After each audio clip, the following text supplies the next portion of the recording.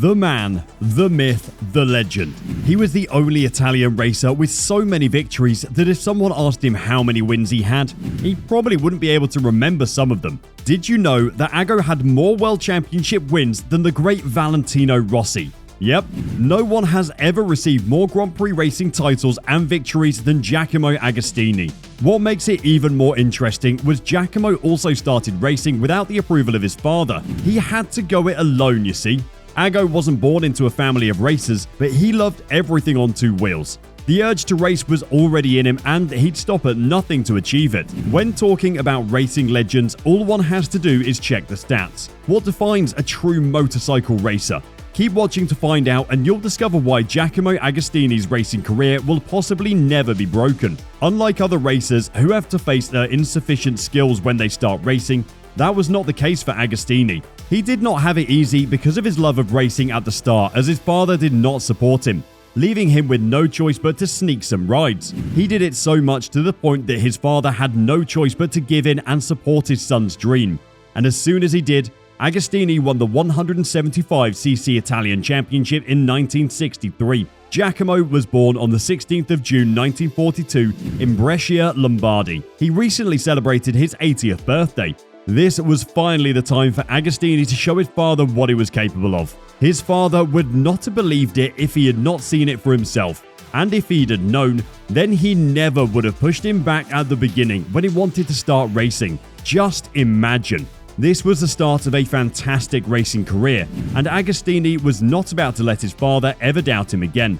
He took to the track and had a victory in 1963, which would turn out to be his lucky charm when Count Alfonso hired him to race, and in 1964, he claimed a title for the 350cc. Agostini fought a heavy battle that next season, aiming to win the 350cc World Championship in 1965. He was close to claiming the title, but his bike failed him. There was pressure after Agostini was left to handle the whole team when Hailwood left in 1965, and he became the top MV Agusta rider. Hailwood had been his mentor, and watching him walk away was not easy to take in. If it hadn't been for Hailwood, then Agostini would have never had some of his victories. Agostini emulated Hailwood and decided to hold his high position in the team by winning the 500cc championships for the factory. More surprising is that he won for 7 years straight, which is very, very impressive. He had a 7-time winning streak for the 350cc title and claimed 10 Isle of Man TTs. British riders were the common scene for riders claiming victory in these races, but Agostini showed them dust. He was the first non-British person who ever got such an achievement in the British races, known for being some of the toughest races in the world. Agostini had probably thought about facing Hailwood, but he had never thought it would be this soon. But after what Ago achieved in his absence, it was about time that the two factories had their face-off. In 1967, he went head-to-head with Hailwood in one of the most dramatic seasons ever in the history of the Grand Prix. The tensions were high, and the fans were restless. Who was going to win?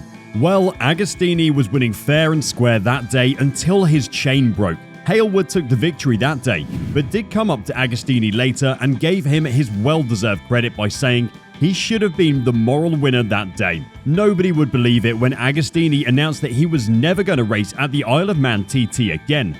What a bombshell. So what led him to make such a decision, you wonder? Agostini had lost one of his close friends, and he could not bear participating in the races because he considered them to be unsafe, even though the circuit was the most prestigious motorcycle race on the calendar. He realized that safety was more important than navigating around a dangerous circuit, and his efforts didn't go to waste. In 1977, some other top-ranked riders decided to join him and boycott the circuit, causing it to be struck out of the Grand Prix timeline. Agostini had even more surprises for his fans when he announced that he was leaving MV Agusta for Yamaha in 1974 for the year's season. He managed to win his first race with the Japanese factory at the Daytona 200. Agostini grabbed the 1974 World Championship in the 350cc class, but he could not achieve what he wanted to do, which was to win the 500cc class. Injuries and mechanical problems held him back, but did it end there? Certainly not. Agostini came back even hotter and claimed a 500cc title in 1975. Agostini's riding journey was getting closer and closer to the end by 1975, when he would claim his last title. He rode MV bikes and Yamaha bikes in 1976 for the 500cc class, but only had one race in the 350cc class and one in Assen. He also raced in the Nürburgring with the 500cc MV Agusta and won the last Grand Prix. He called it quits from the motorcycle competition soon after coming in second place in the season after racing for Yamaha in the 750cc endurance races. His fans were sad, but they understood why he needed to get out of the racing scene. Agostini stopped racing, but even after retirement, he couldn't stop completely. And soon after, Ago signed up for 2 seasons in Formula 1 with support from Marlboro. He also participated in the 1979 championship with a Williams FW06 Ford, and was second place at Snetterton, and third twice, and finally came at 8th position in the overall leaderboard. He experienced less competition in 1980 and managed to rise to position 5 in the championship by having a few podium finishes. As much as he was into F1 racing, he knew at 38 years of age that his time in racing had come to an end. Incidentally, Ago got a chance to sit down with Niki Lauda at the 1979 F1 races. A lot of measures were applied to making sure that he participated in the races after retirement. The affair was kept low-key, but not for long, as the press soon found out. He wasn't planning on keeping it a secret anyway, and just wanted to enjoy his racing time on and off the tracks. You know, Ago never gave a reason why he gave up his racing career or why he joined F1 racing. For Agostini, what mattered more was motorcycle racing, which was even more evident when he returned to the racing scene, but as a manager for Yamaha. While being a manager for Yamaha, he won 500cc titles 3 times with Kenny Roberts and Graham Crosby. He switched to managing the Cagiva racing team from 1992 until 1994, after Cagiva called it quits for the championship. He had his last managing work in 1995 for the 250cc Honda team. Doriano Romboni was his rider at the time. What made Giacomo Agostini a good manager and fantastic bike rider were his keen eye for details and his passion for motorbikes, which he gladly used to improve the technology of the bikes he got to take to the racetracks. His 2 gifts gave him the chance to be successful as a racer and go on to manage a team after retiring and helping amazing racers like Eddie Lawson. Today's racing world may be different, but only one racer can stand in comparison to Giacomo because of his charisma and talent, and that is Valentino Rossi. Still, the differences in racing standards and technology of both their times make it impossible to make a fair and accurate comparison. I would say we could all safely assume that Giacomo Agostini eventually said to himself, "I've enjoyed so many things in my career," and he eventually started to relax and enjoy his retirement. He recently celebrated his 80th birthday, a very memorable moment both for him and his fans. It isn't every day that such a legend celebrates such a birthday with a huge number. Here are some interesting facts about Giacomo Agostini. Number 1. Hailwood greatly affected his performance.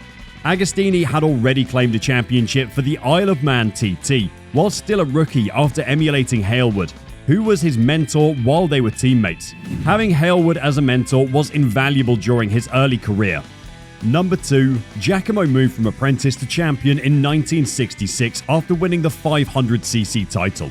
Number 3. Giacomo set a record in the Grand Prix while the Isle of Man was still on the racing calendar. Number 4. Giacomo was an advocate of safety after convincing riders to boycott the Isle of Man TT circuit, which was something no one had ever done before. He would not watch other racers suffer injuries and die on the track after his close friend died racing on the Isle of Man TT. Number 5. Giacomo was the 2-stroke master from 1966 after winning 15 Grand Prix titles during his career, 7 in 350cc and 8 in the 500cc Premier class. Number 6. He holds a record for claiming 8 Premier class titles, a record that has never been broken. Personal life. When the legend is not burning rubber on the racetracks, just who is he really? Ago was lucky enough to be born into a wealthy family, but secretly raced because he was afraid of his father's wrath. Dating life. Finding a racer without a dating life is like trying to find a flying motorbike. Giacomo is no different from the rest. He has dated several women in the past, but for the most part kept it secret. He's currently married to Maria Agostini and mostly keeps his life private, and why wouldn't he? In his 80s now, he probably values privacy more than anything else. Net worth. Giacomo has a net worth of $82 million, mainly from his motorcycle racing career. He is one of the old-time racers who made their name before some of the popular riders today even existed. If there is one thing that Ago proved, is that you should always believe in your dreams and do whatever it takes to make them come true, no matter who is against you. If he had listened to his father and stayed away from the racetracks, he would have wasted a very talented career. A career he was born to do. Be sure to check out Moto Plus for more fantastic videos. See you there!